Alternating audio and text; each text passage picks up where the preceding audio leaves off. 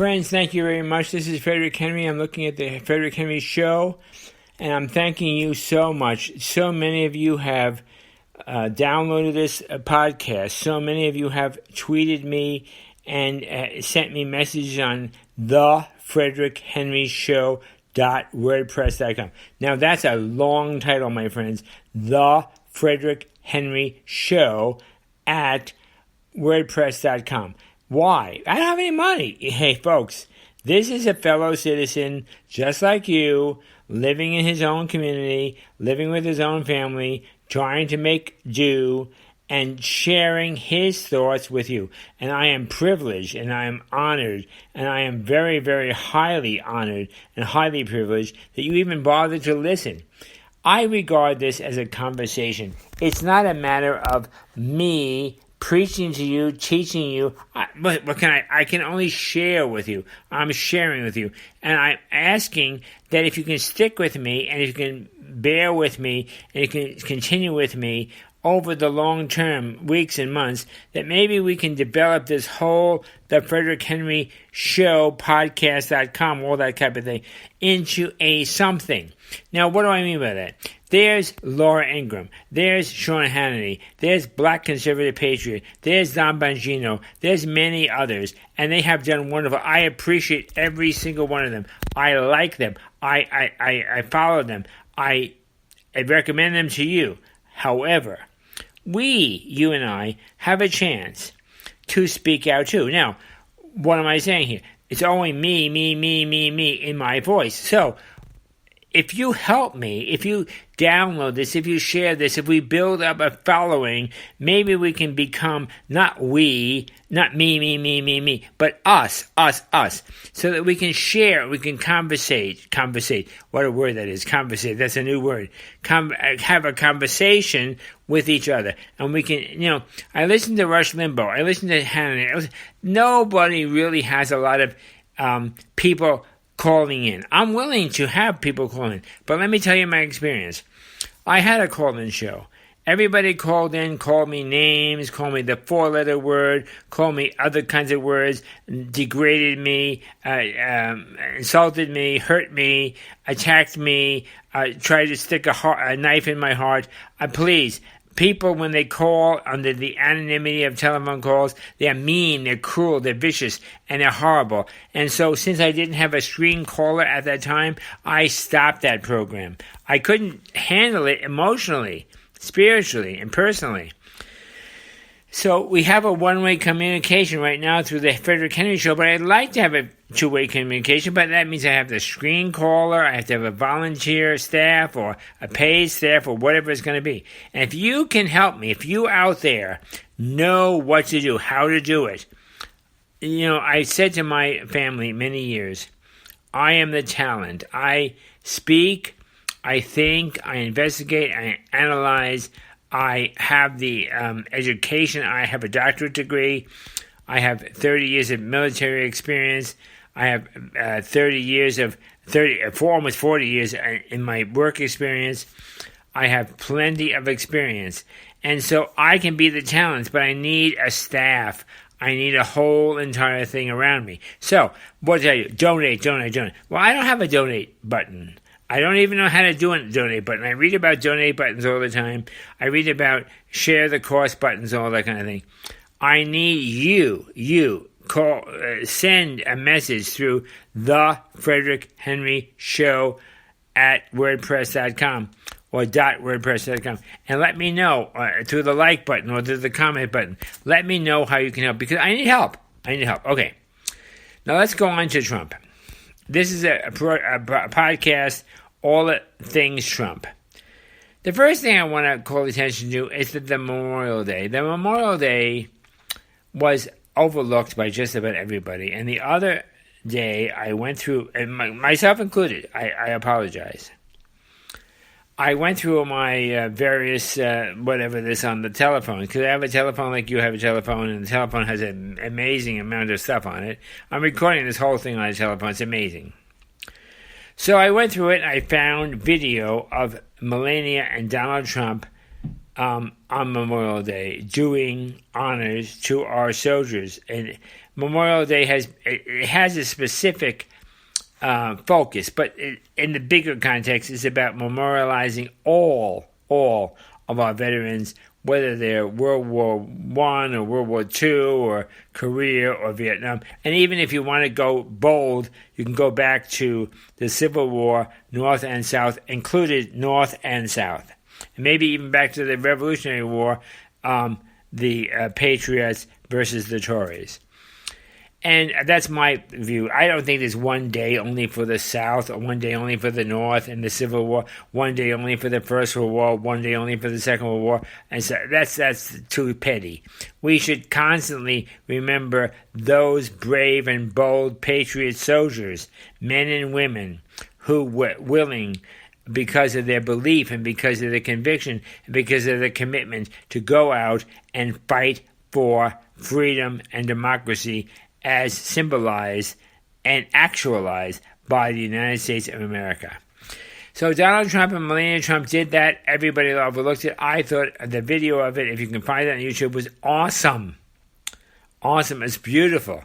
And I, as a veteran myself for 30 years in the military, I honor that. And I thank the president for that. And I am grateful for it. Now, okay, that's number one. Number two, right now, I'm starting to process this whole thing, whether the beginning of, and I want to share with you a few oddball thoughts before I get off tonight. And these are oddball thoughts even for me. Because I remember looking at the YouTube or Facebook or Twitter or whatever weeks and weeks ago, maybe 3 months ago, and having Dr. Fauci saying several years ago that Donald J. Trump, during his presidency, will experience a massive epidemic in his third year. Now, that is on Twitter. It was on Twitter, at least, and it was on Facebook, and it was available to everybody. But now, at May the 18th, looking back at that, I'm thinking, how in the world could Fauci ever say that Donald J. Trump would experience a massive pandemic or epidemic in his third year of presidency? That prophetic statement is not a prophetic statement. It's a confession. It's a confession of a plot, not against the president, not against the nation, but against the world. And if Fauci said that 3 years ago, then shame on us. Please, my good American citizens, we have been besnookered. Oh my God, that's impossible. But you know what?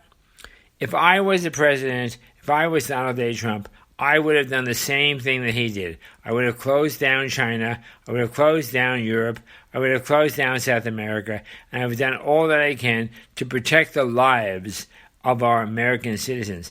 Life over death. Life over death.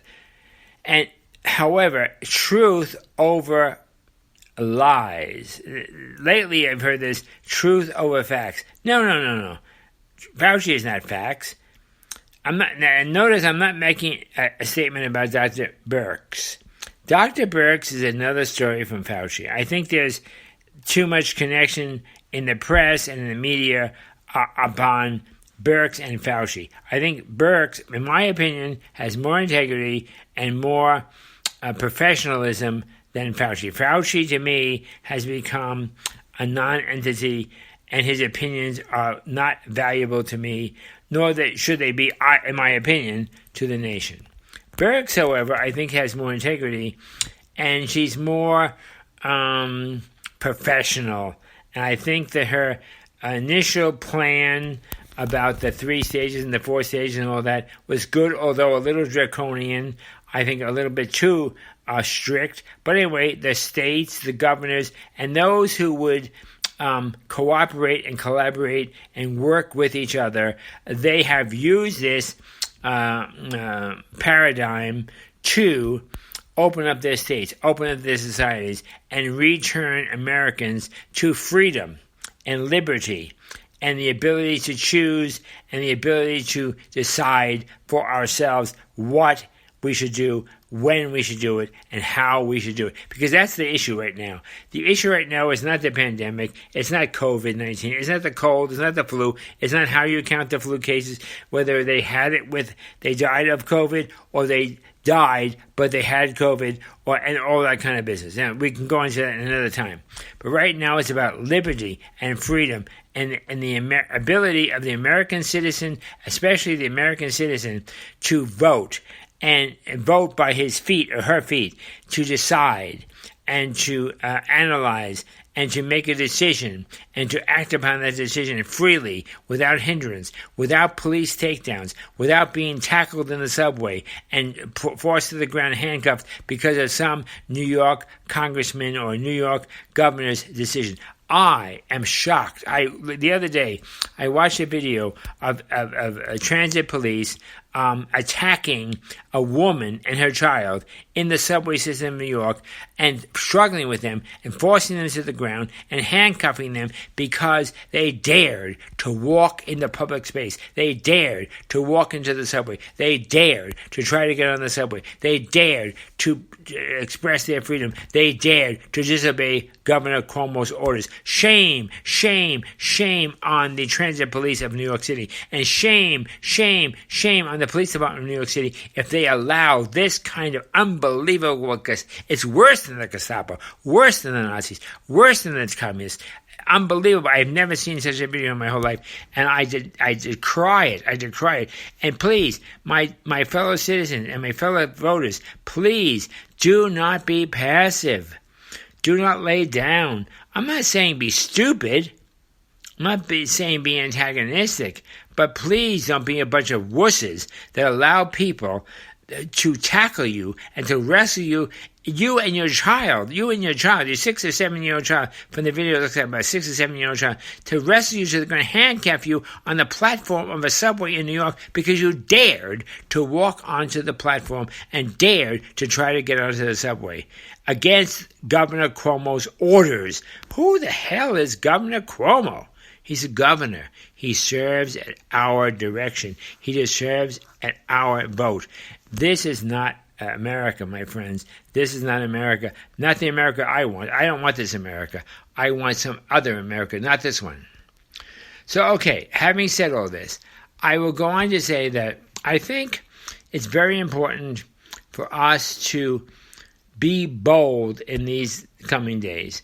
I went on online to ask my favorite airline whether they will have any flights in June, and I came up with a phone app that said there are absolutely no flights of this independent airline in June. Why? I don't even understand that. Well, there's no customers, or they're COVID, or they can't wear a mask, or we must demand of either you produce air carrying and you take us to where we want to go, trains, bus, or aircraft, or you give up your license for interstate commerce.